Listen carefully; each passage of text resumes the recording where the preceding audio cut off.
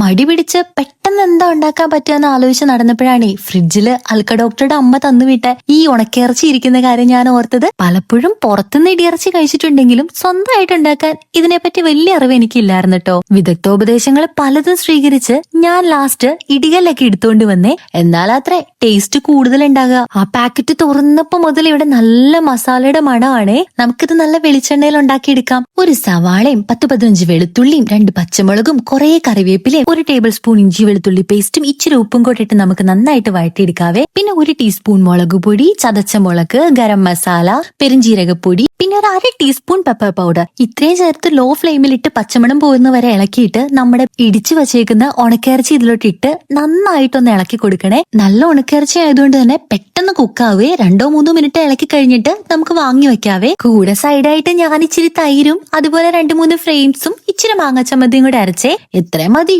ലാവിഷായില്ലേ? ഡോക്ടറുടെ അമ്മയുടെ കൈപ്പുണ്യാണോ അത് എന്റെ കൈപ്പുണ്യാണോ എന്താണോ എന്തോ. ആദ്യമായിട്ട് ഉണ്ടാക്കിയ ഇടിയിറച്ചി നല്ല അടിപൊളിയായിരുന്നേ. ഞാൻ ഉണ്ടാക്കിക്കൊണ്ട് പറയുമല്ല, ശരിക്കും നല്ല ടേസ്റ്റ് ഉണ്ട്.